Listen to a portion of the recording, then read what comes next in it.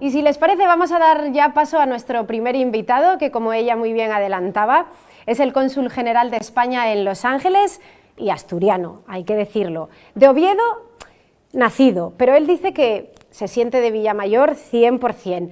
Así que si les parece, vamos a conocer ya a Juan Carlos Sánchez. Muy buenos días para usted, Juan Carlos, ¿cómo está? Muy buenas tardes, aquí son las 9 de la mañana recién, son las 9 horas de diferencia, esa es parte del gusto y del problema que tenemos para conectar con España. Un saludo a los organizadores y a todos los que están ahí y a los que hayan tenido humor, alguna familia, algún amigo que puedan tener ganas todavía, aunque me tienen muy visto de verme otra vez. Queremos desde aquí darle las gracias en primer lugar porque para nosotros es un absoluto placer contar con su colaboración hoy aquí y sobre todo con sus vivencias, que creo que van a ser muy enriquecedoras para todos nosotros. Y hombre, yo creo que la carrera de la diplomacia, de cónsul, es algo muy vocacional, ¿no? Hay quienes lo comparan incluso con la carrera militar o la carrera de cura, pero cuéntenos, ¿cómo se llega a ser cónsul? ¿Dónde empieza la aventura? Bueno, para mí es un poco especial. Normalmente la carrera suele ser un tanto endogámica, o sea, tuvo la fama, a veces decían que era un circuito muy cerrado, pero era porque la conocían y normalmente la practicaban en estirpes familiares porque son los que conocían el procedimiento y durante muchos años apenas salió del circuito de Madrid, obviamente con la apertura, con todos los cambios de hábitos que ha habido en España, pues evidentemente se ha ido abriendo con los años a otras regiones, también ha entrado muchas mujeres, ya no es una cosa de hoy, en mi promoción, que ya cumple este año 30 años, somos 31 y de ellos 14 son mujeres. Bueno, yo en mi caso siempre digo que ha habido muchos factores, quizás el fundamental, y es importante decirlo, es que en la Universidad de Oviedo, que es donde yo hice la carrera de Derecho entre el 79 y el 84, estaba y creo que sigue estando el principal o el más importante y conocido departamento de Derecho Internacional Público y Privado de España, que tenía una capacidad enorme de formación y de alguna manera incluso parte de sus integrantes formaban parte de los tribunales de oposiciones, con lo cual entre las prácticas siempre había un ruido que con los años muchos de nosotros lo fuimos haciendo propio. Entonces yo creo que ese fue quizás el factor que me hizo interesarme e indagar y bueno, y después de unos cuantos años con esfuerzo, evidentemente tuve que ir a Madrid, practiqué bastante, estudié mucho, puse codos como se ponen en todas las oposiciones y allá en el año 90 ingresé en el servicio exterior. Así que podemos decir que la vocación nace aquí, en Asturias y en concreto en la Universidad de Oviedo. Este es el germen de todo. Bueno, evidentemente, primero tienes que conocer. Siempre hay algo que te llama, no sé, hay factores personales. Quizás también lo que descubres con el tiempo es que la enseñanza que te van dando cuadra mucho a lo mejor con tu personalidad o con tus inquietudes.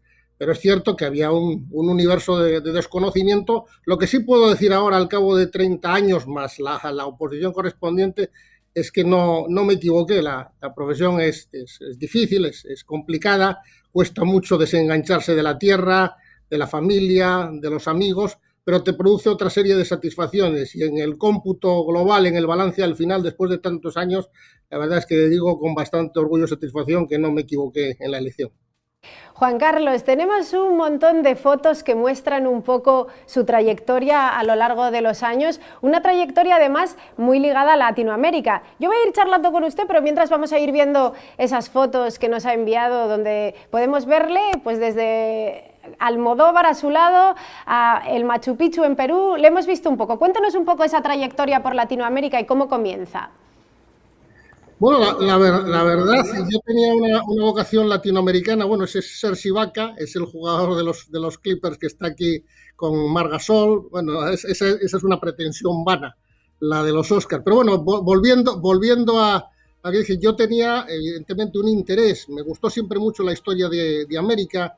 Vengo también ligado a más de una familia cuyo padre y abuelo vivió en Argentina.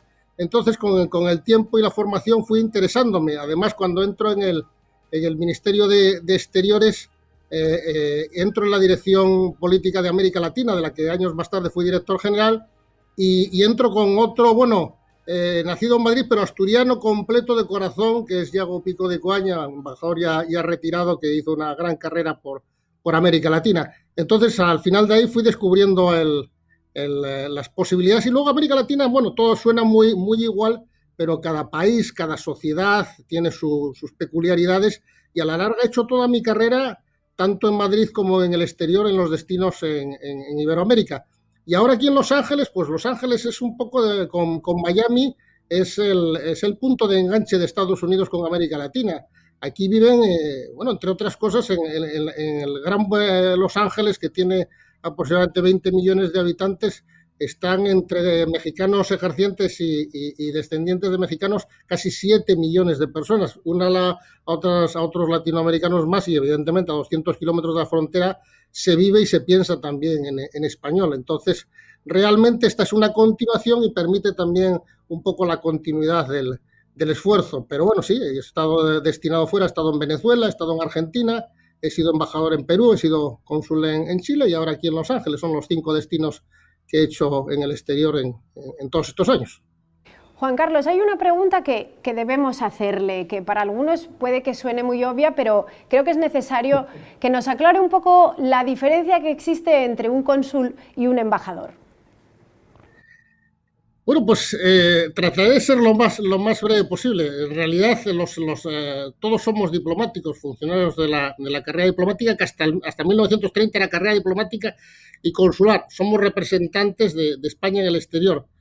Pero si bien la parte diplomática en todas sus secciones va más dirigida a aumentar, estrechar, impulsar las relaciones con el país en el que estás destinado, el cónsul normalmente es el representante de la colectividad española en el exterior, es decir, el proveedor de servicios para la colectividad española.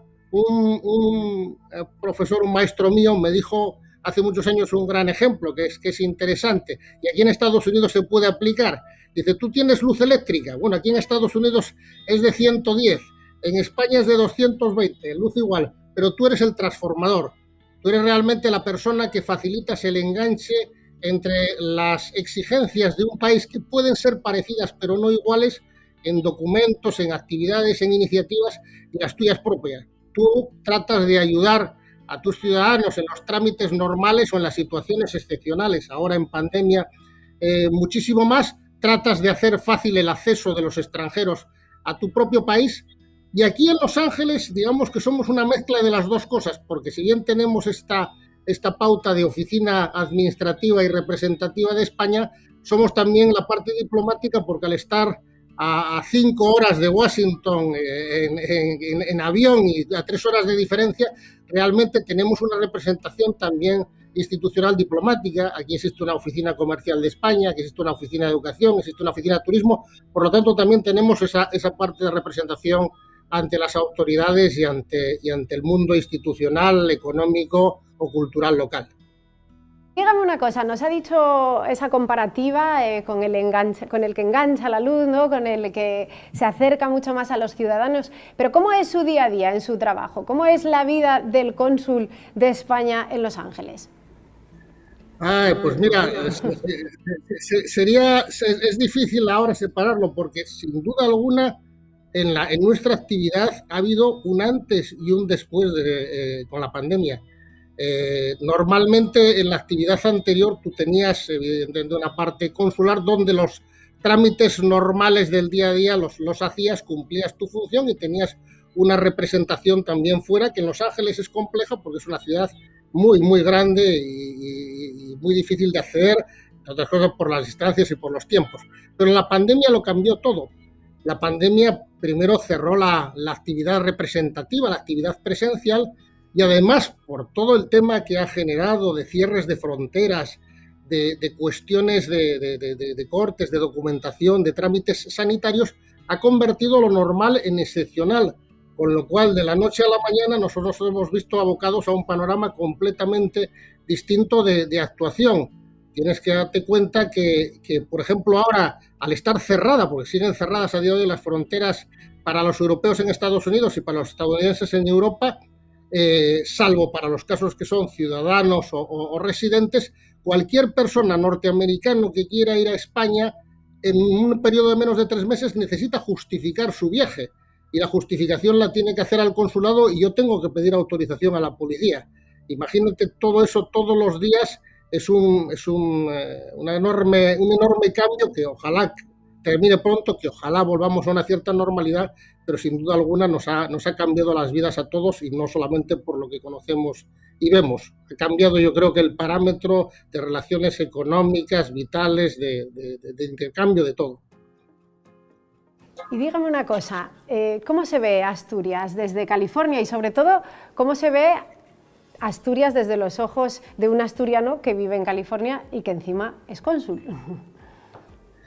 Bueno, es decir, para mí de todas maneras Asturias es siempre el lugar al que regresas, no estás nunca lejos. Yo procuro, aparte de los medios de comunicación, de las conexiones con los familiares, de las conexiones con los amigos, yo suelo leer la prensa asturiana todos los días, entonces ahora estás de alguna manera atento a lo que pasa.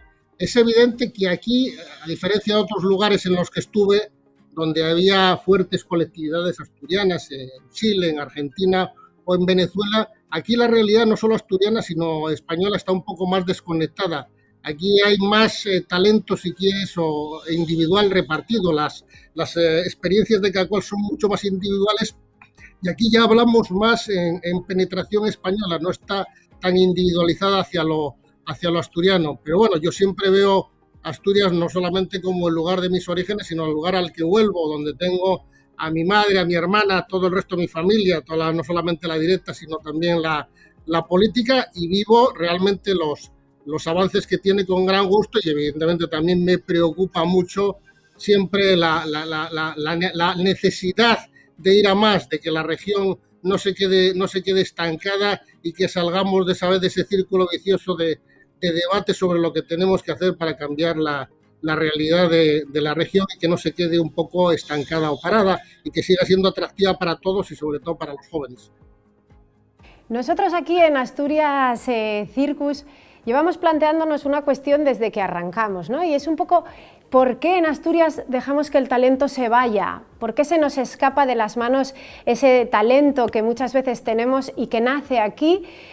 Y yo me pregunto otra cosa, ¿qué tendría que pasarle a Asturias para que se pareciera un poco a California? Porque cosas en común las tenemos, muchas. Hay algunos que incluso la zona del Silicon Valley la comparan un poco con nuestro parque tecnológico, también en el surf somos pioneros aquí, igual que en California.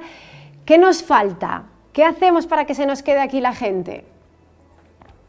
Bueno, el tema son decisiones tomadas en el transcurso del tiempo, decisiones que no solamente vienen del campo político, sino también del campo empresarial y de todos los sectores que de alguna manera forman lo que podríamos llamar la inteligencia local. En este mundo no te puedes quedar parado, y California, que tiene sin duda alguna una imagen y un glamour enorme, dentro ahora de Estados Unidos y ahora en el periodo de recuperación existe el debate sobre si se puede quedar parada o estancada, porque de alguna manera los costes de producción, las legislaciones locales están invitando a numerosas empresas a marcharse a estados vecinos. La vida es enormemente cara, ha estado, aunque no lo creas, muy parada durante un año. Las clases se han recuperado aquí hace apenas semana y media, después de año y medio sin haberlas.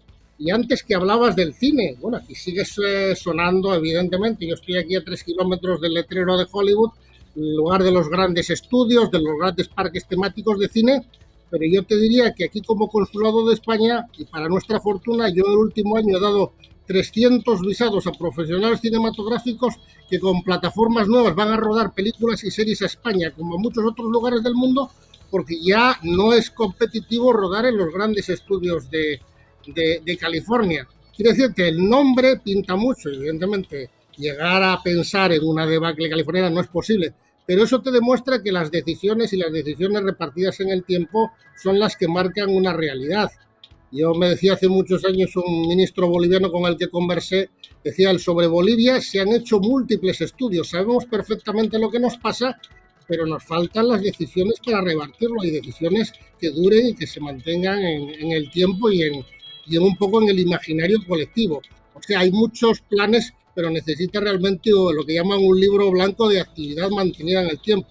O sea, si hay un plan que se dice ahora 2050 para España, Tendría que haber un plan 2050 específicamente para Asturias, sobre todo para convocar la confianza de la gente. Porque yo creo que también con el tiempo lo que falta es confianza. Nos está contando precisamente eso, que California tiene ahora gran competencia en Asturias, lógicamente, aunque las comparaciones sean odiosas, estamos muy lejos de todo eso. Y yo creo que usted siempre hace alusión a que existe una especie de bucle melancólico aquí en Asturias. ¿A qué se refiere? Bueno, yo sé que esto a veces no gusta verlo, pero bueno, yo creo que también estos debates son para ser críticos. Uno vive más tranquilo, a veces sin hacer comentarios que puedan ser malinterpretados, pero yo creo que la crisis de Asturias viene desde hace muchísimos años. Yo llevo casi toda mi vida escuchando que estamos en crisis, la reconversión en los años 80.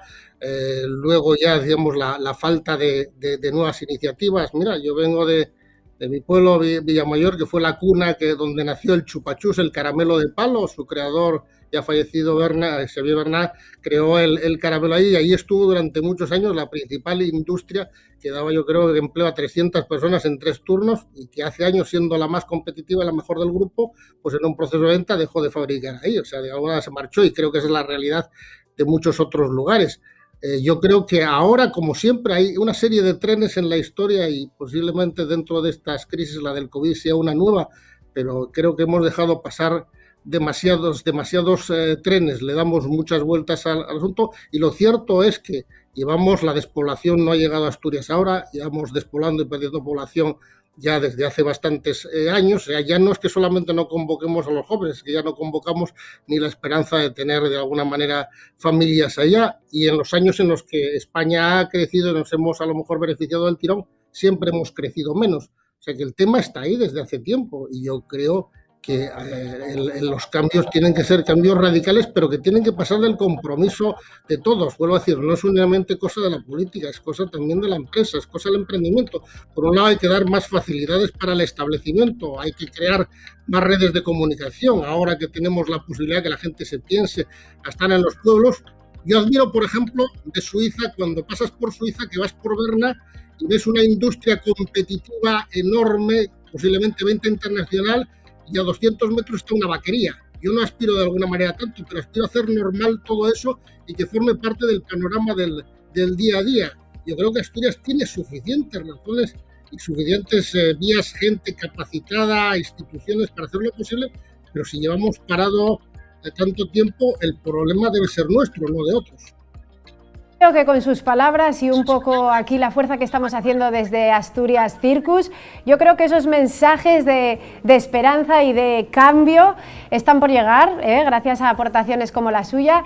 Le agradecemos de verdad que haya participado en este tercer programa de Asturias Circus. Tendrá muchas cosas que hacer, es un hombre muy ocupado. Por cierto, y esto lo voy a añadir yo, cuando dé los visados para que vengan a hacer rodajes, acuérdese que en Asturias tenemos unos escenarios de cine maravillosos, no se olvide de decirlo. Bueno, permítame, si quiere, para acabar, ahí está parte de las decisiones. España ha cambiado el régimen de fiscalidad, y el régimen de fiscalidad para las películas es regional. Hay regiones españolas, en este caso las que tienen mayores ventajas, se lo voy a decir, son Canarias y Navarra. La gente apunta porque luego con las técnicas de hoy te pueden ya no solamente poner el desierto de Arizona en Almería, te lo pueden poner en una esquina de Madrid, aunque sea de verde, y estoy seguro que los asturianos te pueden poner hasta el desierto de Arizona, ahí en medio de cualquier vega que es planta de fagas. Pero para eso, evidentemente, tienes que tomar la decisión de crear el marco para invitar a la gente. Si no, eso no va a ser posible. Gracias, Juan Carlos. Espero verle pronto por Asturias, y todos los que estamos aquí igual.